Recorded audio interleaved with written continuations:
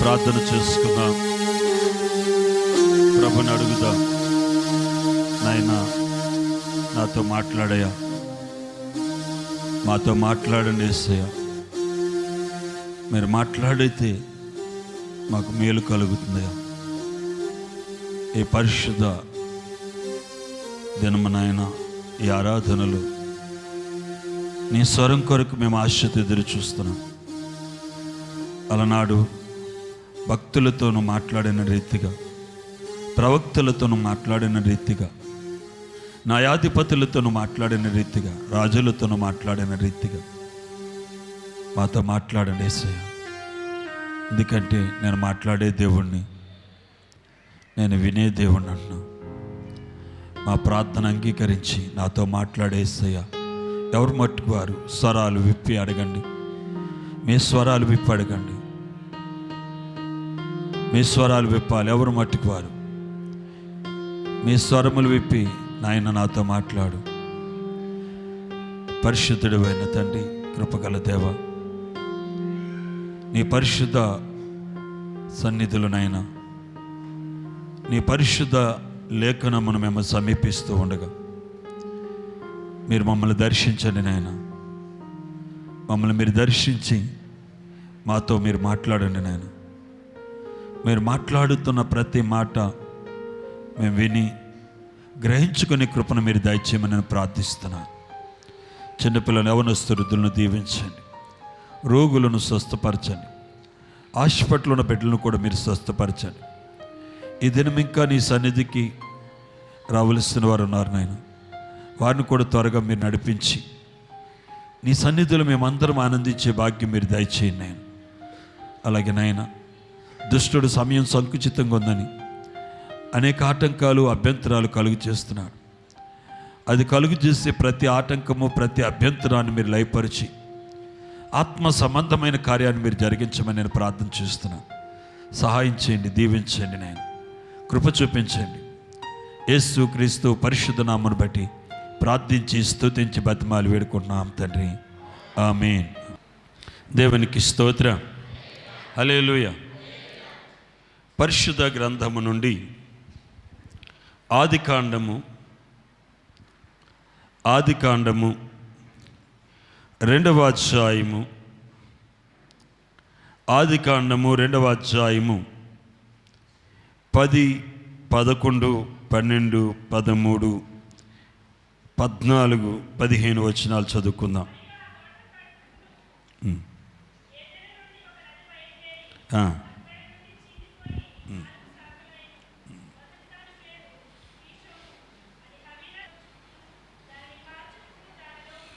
దేవునికి స్తోత్రం.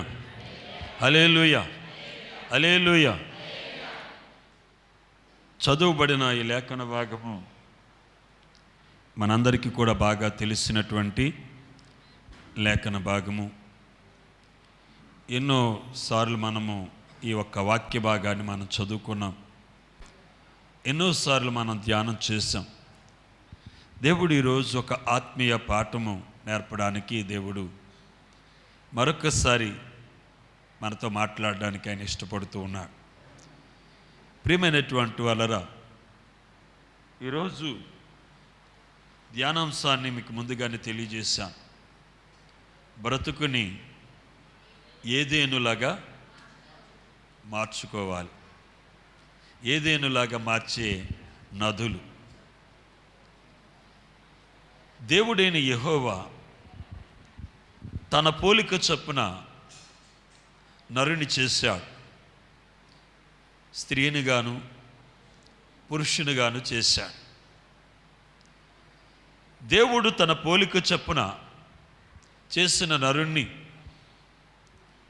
తాను సృష్టించినటువంటి, తాను కలుగజేసిన భూమి, ఆకాశము, ఈ భూమి మీద ఎక్కడొక చోట జీవించండి, ఎక్కడో చోట బ్రతకండి అని వారిని విడిచిపెట్టలేదండి. విడిచిపెట్టుకోకుండా దేవుడు ఈ ఆదాము అవ్వలకు ఒక తోటను ఏర్పాటు చేశాడు, ఒక వనాన్ని. ఒక తోట లేదా ఒక వనం. వనం అంటే ఏదో మన పెరట్లో దొడ్డంత కాదండి. వనం అంటే ఏంటి?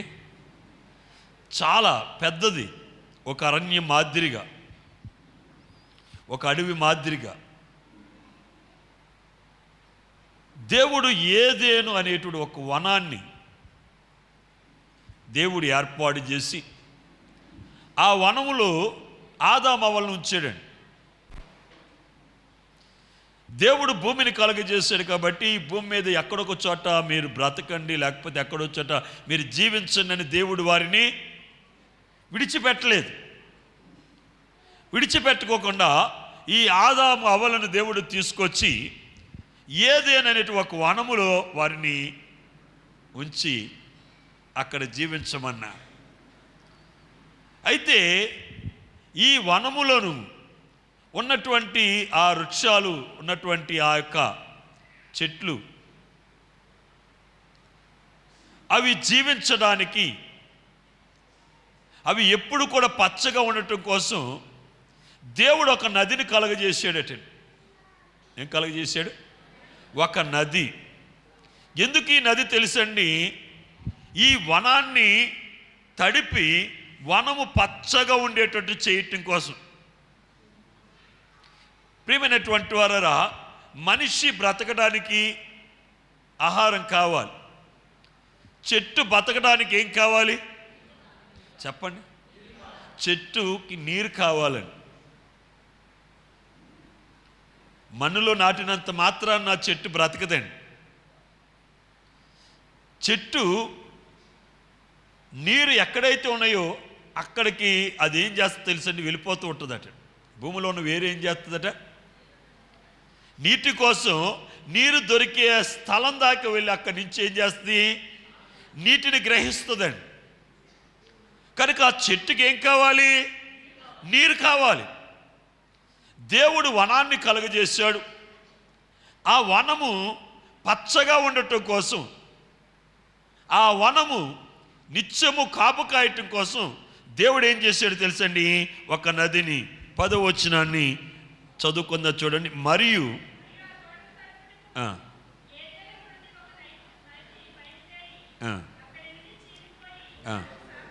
4 శాఖలు అయిన, ఇక్కడ చూడండి, మరియు దేవుడు ఒక తోటను ఏర్పాటు చేశాడు. ఆ తోటనటండి ఏం చేయడానికట? ఈ నీళ్లు దేనికోసం? ఈ నది చేయవలసిన పని ఏంటో తెలుసండి? ఆ తోటను తడిపే పని. ఆ తోటను తడపడానికటండి దేవుడు ఏం చేశాడట? ఏదేను నుండి ఒక నదినటండి ప్రవహింపజేసాడట. ఎక్కడికటండి? ఏదేను అనేటువంటి వనంలో కట్టండి ఒక నది అటండి ప్రవహించడం జరిగింది. అయితే ఆ నది ఏమైందటండి? 4 శాఖలైందటండి. ఎన్నైంది? 4 శాఖలైందండి. 4 శాఖలైంది. ఈ 4 శాఖలలో 4 నదులుగా అది మార్చబడింది. మొదటి దాని పేరు ఏంటండి? పీసోను. రెండవ దాని పేరు ఏం పేరండి? రెండో దాని పేరు ఏం పేరు చెప్పండి? మొదటి దాని పేరు పీషోను, గీహోను, ఇత్కేలు. 4వ దాని పేరు యూఫ్రటీసు. 4 శాఖలైంది. 4 నదులుగా అది మార్చబడింది. ఈ 4గా మార్చబడినటువంటి ఈ నదుల యొక్క పని ఏంటో తెలుసండి? తోటను తడిపే పని. ఏం పని అండి? తోటను తడిపే పని. ప్రియ దైవ జనాంగమా, ఒక విశ్వాస జీవితంలో 4 అనుభవాలు కావాలి. ఈ 4 అనుభవాలు గూర్చి ఈరోజు ప్రభు మనతో మాట్లాడడానికి ఇష్టపడుతున్నాడు. ఈ 4 నదులు 4 అనుభవాలను సూచిస్తూ ఉన్నాయండి. ఒక 5 నదులు ఉండొచ్చు కదా, ఒక 3 ఉండొచ్చు కదా, ఒక 10 ఉండొచ్చు కదా. దేవుడు ఏం చేశాడు? 4 నదులుగా 4 శాఖలుగా ఇది విడిపోయింది. 4 శాఖలుగా విడిపోయి ఇది ఏదేను వనమంతటిని కూడా ఏం చేస్తున్నట్టండి, సేద్యపరుస్తుందటండి. ఆ వనాన్ని అంతటిని కూడా తడుపుతుందట. ఈ నీళ్లు తడపటం వలన ఏదేను వనం ఎప్పుడు ఎలాగుంటుందటండి, పచ్చగా ఉంటుంది. దేవునికి స్తోత్రం. హల్లెలూయా, హల్లెలూయా. విశ్వాసి ఎప్పుడు ఎలాగుండాలని కోరుకుంటున్నాడు దేవుడు? నువ్వు పచ్చగా ఉన్నావా? పచ్చగా ఉన్నావా? దేవుని సన్నిధికి వచ్చినా సరే నువ్వు ఇంకా దిగాలుగానే ఉన్నావు. దేవుని సన్నిధికి వచ్చిన ఇంకా దిగులుగానే ఉన్నావు. దేవుని సన్నిధికి వచ్చిన ఇంకా కృంగే ఉన్నావు. ఎందుకంటే నీ పరిస్థితులు నిన్నేం చేస్తున్నాయి? కృంగదీస్తున్నాయి. నీ పరిస్థితులు నిన్ను బలహీనపరుస్తున్నాయి. అసలు ఇటువంటి పరిస్థితి మన జీవితంలో ఎందుకు వచ్చింది? ఒక చెట్టుకి నీరు అందకపోతే అది ఏం చేస్తుంది? ఏమవుతుంది చెప్పండి? ఎండిపోద్ది. మన జీవితంలో కూడా దైవికమైనటువంటి కార్యాలు జరగకపోతే మనం కూడా ఏమవుతుందో తెలుసండి? ఎండిపోతూ ఉంటాం. ఇక్కడ ఈ వనం అనేది చూడండి, ఈ వనము ఒక సంఘాన్ని సూచిస్తుంది. ఈ వనం దేన్ని సూచిస్తుందండి? సంఘము. సంఘం అంటే ఏంటి? సంఘం అంటే ఏంటి? ఈ భూమి మీద చాలా సంఘాలు ఉన్నాయి. కుల సంఘాలు ఉన్నాయి, రాజకీయ సంఘాలు ఉన్నాయి, మత సంఘాలు ఉన్నాయి, అనేక రకాలైనటువంటి సంఘాలు ఈ భూమి మీద. స్టూడెంట్స్ సంఘాలు ఉన్నాయి, టీచర్స్ సంఘాలు ఉన్నాయి, కూలీ సంఘాలు ఉన్నాయి, ఎంప్లాయీస్ సంఘాలు ఉన్నాయి. రకరకాలైనటువంటి సంఘాలు ఈ భూమి మీద ఉన్నాయి. కానీ ఇక్కడ ఉన్నటువంటి ఇది కూడా ఒక సంఘమే. ఇది కూడా ఏంటి? ఒక సంఘమే. ఈ సంఘానికి ఒక ప్రత్యేకత ఉందండి. లోకంలో ఉన్న సంఘాలు వేరు, ఈ సంఘం వేరు. ఈ సంఘములో ఉన్న ప్రతి ఒక్క వ్యక్తి క్రీస్తు యొక్క శరీరములో ఒక్కొక్క అవయవమై ఉన్నాం మనం. ఏమన్నా? క్రీస్తు యొక్క శరీరములో ఒక అవయవమై ఉన్నటువంటి క్రీస్తు సంఘములు, క్రీస్తు శరీరం అనే సంఘములో మనం ఉన్నాం. నీ ఒక చెయ్యి అవ్వచ్చు, నీ ఒక ఏలు అవ్వచ్చు, నువ్వు ఒక నోరు అవ్వచ్చు, ఒక నువ్వు కన్ను అవ్వచ్చు, ఒక నువ్వు ముక్కు అవ్వచ్చు, ఒక నువ్వు కాలు అవ్వచ్చు. ఆయన శరీరంలో మనందరం ఒక్కొక్క అవయవమై ఉన్నాం. ఒకడు గుండె ఉండొచ్చు, ఒకడు ఉదరమై ఉండొచ్చు, ఒకడు చెవై ఉండొచ్చు. అంటే ఈ శరీరములో ఎన్నైతే అవయవాలు ఉన్నాయో ప్రతి అవయవమును మనం పోలి ఉన్నాం, ప్రతి అవయవమై ఉన్నాము. ఇదే మాట కదండి చెప్తుంది వాక్యం. క్రీస్తు శరీరం అనే సంఘమునకు మనం ఏమై ఉన్నాం? అవయవాలై ఉన్నాం. ఈ సంఘానికి శిరస్సు ఎవరండి? యేసు క్రీస్తు ప్రభు. దేనికి స్తోత్రం. హల్లెలూయా, హల్లెలూయా. ఏదేను వనము ఎప్పుడు పచ్చగా ఉండాలని, ఈ ఏదేను వనం ఏం చేయాలి? ఎప్పుడు పచ్చగా ఉండాలని ఆ వనాన్ని తడపడానికి దేవుడు ఏం చేశాడట? 4 నదులను. చెప్పండి, గట్టిగా చెప్పండి. 4 నదులను, 4 ప్రక్కల, 4 వైపులా తడపడానికి. ఎన్ని నదులండి?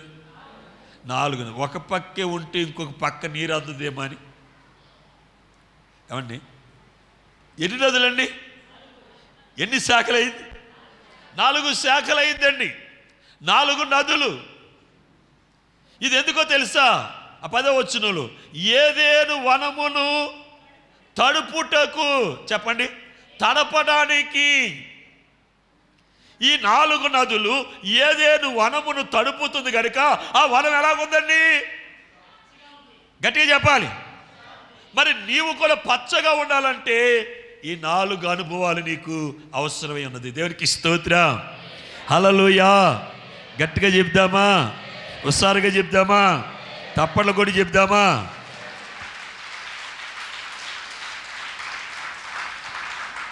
ప్రియమైనటువంటి వాళ్ళరా, ఈ ఏదెను అనే వనమును తడపడానికి దేవుడు ఒక నదిని కలుగజేశాడు. ఆ నది ఏమైందటండి? 4 శాఖలు అయిందటండి. 4 నదులుగా ఇది ఏమైందటండి? విడిపోయింది. ఈ ఏదెను అనే వనాన్ని ఈ 4 నదులు తడపడాన్ని బట్టి ఆ వనములో ఉన్నటువంటి ఆ చెట్లన్నీ కూడా ఎలాగుంటాయటండి? పచ్చగా ఉంటాయండి. పచ్చగా. మన జీవితంలో కూడా పచ్చదనం కావాలి. ఎప్పుడు మనం పచ్చగా ఉంటామో తెలుసండి. ఏమండి, ఎప్పుడు మనం పచ్చగా ఉంటే చెప్పండి. డబ్బు ఉంటూ ఉంటామా? ఏమండి చెప్పండి. ఎప్పుడు పచ్చగా ఆరోగ్యం ఉంటూ ఉంటామా? బిడ్డలకు ఉద్యోగాలు వస్తూ ఉంటామా? ఎప్పుడు పచ్చగా ఉంటావు తెలుసండి. ఎప్పుడు ఉంటావు? ఎప్పుడు పచ్చగా ఉంటావు? ఈ దేహమున చూడండి, ఈ దేహము దేవుని ఆలయముగా మార్చబడినప్పుడు, ఆ సర్వోన్నతుడైన దేవుడు మనలో నివసిస్తున్నప్పుడు మనం ఎలాగుంటాం? పచ్చగా ఉంటామండి. డబ్బు ఉన్నవాడి దగ్గరికి వెళ్ళాడు, నువ్వు సంతోషంగా ఉన్నావంటే ఆడు చెప్తాడేమో. షుగరు బీపీ ఏమీ లేనుడు ఆరోగ్యంగా ఉన్నవాడి దగ్గరికి వెళ్ళి నువ్వు సంతోషంగా ఉన్నావంటే ఉన్నానని చెప్తాడా? చెప్పండి అమ్మా. బీపీ షుగర్ లేదనే సంతోషం ఒకటే తప్ప మిగిలిన బాధలన్నీ నాకు ఉన్నాయండి అంటాడు. అంతేనా? ఏమండి? కానీ ఆ సర్వోన్నతుడైన ఆ కృపగల దేవుడు నీలో ఉంటే నీ ముఖారవిందములో ఏం కనబడుతుంది? మీరు ఇక్కడ ఉన్నారు, సంతోషంగా ఉన్నారంటే అందరూ చెప్పేస్తారు సంతోషంగా ఉన్నారు ముఖంలో. కానీ మీ ముఖారవిందంలో ఆ సంతోషం కనబడట్లేదు. మీ పెదాల మీద ఉన్న సంతోషం ఎక్కడ ఉండట్లేదు? మీ ముఖంలో ఉండట్లేదండి. కానీ సర్వోన్నతుడైన దేవుడు ఒక్కనిలో ఉన్నప్పుడు అతని ముఖారవిందములో ఏం కనబడుతుందండి? ఆ సంతోషము, ఆనందం కనబడుతుందండి. దేవుని బిడ్డలమైనటువంటి మన ముఖములో లోకానికి ఏం కనబడాలి? సంతోషం కనబడాలి, పచ్చదనం కనబడాలి. కనుక నీవు పచ్చదనం కనబడాలంటే నీ జీవితంలో ఈ యొక్క 4 అనుభవాలు నీకు కావాలండి. మొదటి నది పేరు ఏంటండి? పీషోను. ఏమన్నది అండి? పీషోను నది అట్ట మొదటిది. పీషోను నది. ప్రియమైనటువంటి వాళ్ళరా, మన జీవితంలో, విశ్వాస జీవితంలో మొదటి అనుభవాన్ని మనం చూసినట్లయితే, ప్రభు అయినటువంటి యేసుక్రీస్తు ఈ లోకములో శరీరధారిగా ఉన్నప్పుడు ఆయన ఈ లోకములో 33.5 సంవత్సరాలు ఆయన జీవించాడు. ఎన్ని సంవత్సరాలు? 33.5 సంవత్సరాలు. ఆయన ఈ భూలోకానికి వచ్చి 2025 సంవత్సరాలు అయింది యేసు ప్రభు వచ్చి. 33.5 సంవత్సరాలు ఆయన జీవించి 3.5 సంవత్సరాలు పరలోక తండ్రి యొక్క చిత్తాన్ని ఆయన నెరవేర్చి బలమైనటువంటి దేవుని యొక్క పరిచర్య చేశాడు. ఆయన చేసిన 3.5 సంవత్సరాల పరిచర్య యొక్క ఫలమే ఈనాడు లోకమంతా కూడా దేవుని ప్రజలతో నింపబడింది. దేవునికి స్తోత్రం, హల్లెలూయా. ఆయన పరిచర్య యొక్క సారమే ఈరోజు నీవు నేను రక్షణ మార్గంలోకి రాగలిగాం. ఆయన పరిచర్య ద్వారా ఈనాడు నీవు నేను సమయోచితముగా తండ్రి దగ్గరికి వచ్చి, నాయన నాకు అది కావాలి, ఇది కావాలి అని మనం అడగగలుగుతున్నామంటే ఆయన చేస్తున్న పరిచర్య. దేవునికి స్తోత్రం, హల్లెలూయా, హల్లెలూయా, హల్లెలూయా. ఈ మొదటి నది పీషోను. ప్రియమైనటువంటి వాళ్ళరా, ఈ మొదటి అనుభవాన్ని మనం చూద్దాం. యేసే శరీరధారిగా ఉన్నప్పుడు ఒకసారి ఆయన ప్రజలను పిలుస్తూ ఉన్నాడు. చూడండి, బైబిల్ గ్రంథములు యోహాను సువార్త, పరిశుద్ధ గ్రంథము నుండి యోహాను సువార్త 7వ అధ్యాయము, యోహాను సువార్త 7వ అధ్యాయము 37వ వాక్యము.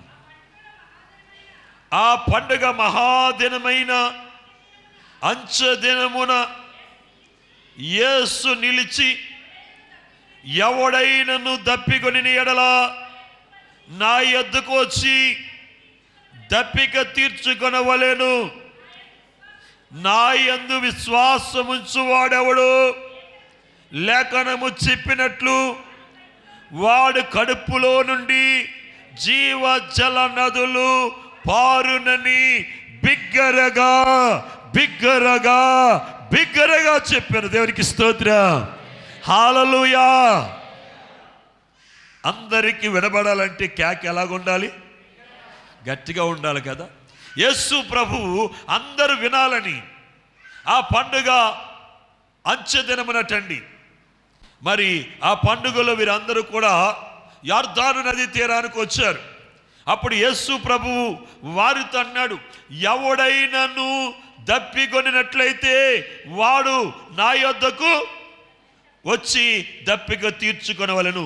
నా యందు విశ్వాసముంచినవాడు, నా యందు విశ్వాసముంచినవాడు, జాగ్రత్తగా ఉన్నారా?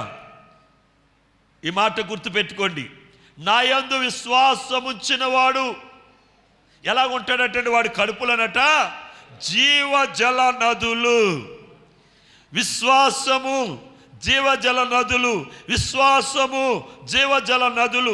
ప్రియమైనటువంటి వాళ్ళరా, మరి ఆ తోట పచ్చగా ఉండాలంటే ఆ తోట నీటి చేత ఏమవ్వాలి? తడపబడాలి. అలాగే నువ్వు పచ్చగా ఉండాలంటే నీలో జీవజల నదులు ఉబికి ఉబికి ఉబికి ప్రవహించాలి. జీవజలాలు ఎలా వస్తాయి తెలుసండి? భూమిలోంచి నీళ్ళు వచ్చేటప్పుడు ఎప్పుడైనా చెప్పా చూసారా మీరు? పైకి ఊపుకుంటూ వస్తాయి. ఏ నదైనా ప్రారంభం కాడికి వెళ్ళండి మీరు.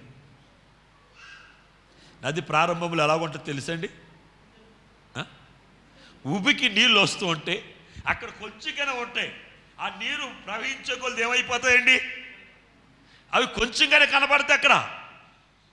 ఏమండి, చిన్న బండ, ఇంత బండ ఉందండి, ఈ బండను కొట్టమన్నాడు. బండ ఎంత బండ? బండ. ఆ బండను కొట్టమన్నాడు. కొడితే ఆ బండలో నుండి ఏమొచ్చింది?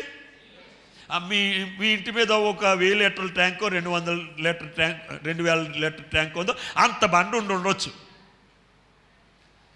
మీరు పైన 2000 లీటర్లు మీరు నింపేశారనుకోండి, వాడేశారనుకోండి, ఏమైపోతాయి?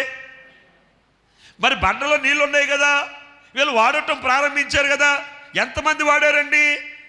లక్షలాది మంది ప్రజలు, వారి పశువులు, ఇవన్నీ సమృద్ధిగా తాగిన తర్వాత కూడా ఇంకా ఏం చేస్తారు అటండి? మరి దీన్ని ఏమంటాం? జీవజల నదే కదా. దీని గురించి వాక్యం ఏమని చెప్తుందంటే, అరణ్యములో బండలను చీల్చి సముద్రం అంత సమృద్ధిగా వారికి నీళ్ళు ఇచ్చాను. నమ్ముచున్న వారు గట్టిగా 2 చేతులు పైకెత్తి దేవుని మహింపరచండి. గట్టిగా చెప్పాలి, హల్లెలూయా చెప్పండి. ఒక్కసారి తప్పలు కొడి దేవుని మహింపరుద్దామా? గట్టిగా తప్పలు కొడి దేవుని మహింపరుద్దామా? బండ కొంచెమే, కానీ నీళ్ళు ఎలా వచ్చినాయండి? సమృద్ధిగా. దేవుడు కూడా నీళ్ళు ఏ ఉంచుతాను అన్నాడండి? జీవజల నదులు. ఏంటి చెప్పండి? జీవజల నదులు. ఈ ఎప్పుడో తెలుసా? ఆయన అంటున్నాడు, ఎవడు కడుపులో జీవజల నదులు ఉంటాయండి? విశ్వాసము. చెప్పండి, విశ్వాసము. విశ్వాసాన్ని దేవుడు దేంతో పోలుస్తున్నాడు? చెప్పాలమ్మా. ప్రియమైనటువంటి వాళ్ళరా, విశ్వాసాన్ని దేవుడు దేంతో పోలుస్తున్నాడు? మీకు విశ్వాసం ఉందా? మీకు విశ్వాసం ఉందా అని అడుగుతున్నాను. చెప్పాలి, మాట్లాడరేటి. విశ్వాసం ఉన్నదా అని అడుగుతున్నాను. మీ దగ్గర జీవజల నదులు ఉన్నాయా? విశ్వసించు వాని కడుపులనటండి ఏం ప్రవహిస్తాయట? ఏం ప్రవహిస్తాయని చెప్తున్నాడు? జీవజల నదులు. నీకు విశ్వాసం ఉందా? మరి నీలో జీవజల నదులు ఉన్నాయా? ఒకసారి అపోస్తలులు అంటున్నారు, ప్రజలను చూసి మీరు విశ్వసిస్తున్నారా అని అడిగాడు. ఇలాగే నేను అడిగాను కదా, అలాగే అడిగారు. మీరన్నట్టే వారు ఏమన్నారు? విశ్వాసం ఉందయ్యా అన్నారు. అప్పుడు ఆయన అన్నారు, దెయ్యాలకు కూడా విశ్వాసం ఉంది. ఏమున్నాయి? దెయ్యాలకు కూడా విశ్వాసం ఉంది. ఎవరికి? దెయ్యాలకు కూడా విశ్వాసం ఉంది. దెయ్యాల్లో జీవజల నదులు ప్రవహిస్తాయా? మరి విశ్వాసం ఉన్నప్పుడు ప్రవహించాలి కదా. మరి ప్రవహించట్లేదంటే ఆ విశ్వాసం ఏ విశ్వాసం? ఏ విశ్వాసం చెప్పండి? ఏ విశ్వాసం? దెయ్యపు విశ్వాసం అండి. ఏ విశ్వాసం అది? దెయ్యపు విశ్వాసం. నీలో జీవజలాలు ప్రవహించట్లేదంటే నీ విశ్వాసం కూడా ఏ విశ్వాసం చెప్పండి? విశ్వసించిన వానిలో కడుపులో జీవజల నదులు ప్రవహిస్తాయని వాక్యం చెప్తుంది. మనం విశ్వసిస్తున్నాం, మనలో ఏం ప్రవహించట్లేదు. ఎందుకంటే జీవజల నదులు ప్రవహిస్తే మన రూపం వేరుగా ఉంటుందండి. జీవజల నదులు ప్రవహిస్తే ఏమండి, నీళ్ళే ఒక చెట్టు, 2 చెట్లు పాతండి. ఒక చెట్టుకి నీరేయండి, ఇంకో చెట్టుకి నీళ్ళు వేయకండి. నీరేసిన చెట్టు ఎలాగుంటుంది, నీరేసిన చెట్టు ఎలాగుంటుంది చెప్పండి అమ్మా. ఇంట్లో 2 పూల మొక్కలు పెట్టుకున్నారు, ఓ దానికి రోజు నీళ్ళు వేస్తున్నారు, ఓ దాని మీద పగపట్టిన నీళ్ళు వేస్తాం మానేశారు. ఏమవుతాయి చెప్పండి? ఇదేమో పచ్చగా ఉంటుంది, పోతొస్తుంది, పువ్వులు పోస్తుంది. అదేం చేస్తుందండి? ఎండిపోద్ది, పిందులు ఉండవు, పోత ఉండదు, పువ్వులు ఉండవు. ఎందుకంటే దానికి ఏమి లేదు, నీరు లేవు. ఇప్పుడు మనం విశ్వసిస్తున్నాం. అయితే విశ్వసించినప్పటికీ కూడా మన బ్రతుకు జీవజలాలు తడిపిన బ్రతుకులాగా, నీళ్లు తడిపిన చేనులాగా, నీళ్లు చేత తడపబడినటువంటి వనము మాదిరిగా మనం లేవు. ప్రభు వైపు చూడండి, యేసయ్యను చూడండి, యేసయ్య వైపు చూడండి, యేసయ్యను మాత్రమే చూడండి. నాయన ఈ 4 అనుభవాలు నా జీవితంలో నాకు కావాలయ్యా. మొదటి అనుభవం నాయన, మొదటి అనుభవం నాయన విశ్వాసం అనే అనుభవం నాయన. 2వ అనుభవం నాయన, ఇదిగో 2వ అనుభవం స్తుతి ఆరాధన అయినా. 3వ అనుభవం అయినా కన్నీటి ప్రార్థన. 4వ అనుభవం పరిశుద్ధాత్మ. ఈ 4 నదులనైనా నాలో ఉబికి ప్రవహించినట్లుగా చేయండి ఆయన. సహాయం చేయి. నోరు తెరిచి అడగండి నాయన. ఈ అనుభవం 4 అనుభవాలు నాకు దయచేయండి. పరిశుద్ధుడు అయిన తండ్రి, ప్రేమ కలిగిన దేవా, ఇప్పుడు వరకు నాయన మీరు మాతో ఉండి, మా మధ్యన ఉండి మాతో మీరు మాట్లాడారు నాయన. విత్తబడిన యొక్క వాక్యమునైనా ప్రతి ఒక్కరి హృదయములు మీరు ఫలింపు చేయనైనా. మంచి నేలపడ్డ విత్తనము ఎలాగైతే 100 ఫలించిందో అలా ఫలింపజేసి మమ్మల్ని శ్రేష్టమైన స్థలానికి మీరు నడిపించనైనా. శ్రేష్టమైన స్థలములో మమ్మల్ని నిలబెట్టండి నైనా. మేము నీతో కలిసి నీ నిత్య రాజ్యములు వారసత్వాన్ని పొందడానికి మీరు సహాయం చేయమని, దీవించమని, కనికరించమని యేసు క్రీస్తు పరిశుద్ధ నామమును బట్టి ప్రార్థించి స్తుతించి బ్రతిమాలి వేడుకున్నాము తండ్రి. ఆమేన్. అందరికీ వందనాలమ్మ. ప్రభు మిమ్మల్ని దీవించునుగాక. ఆమేన్.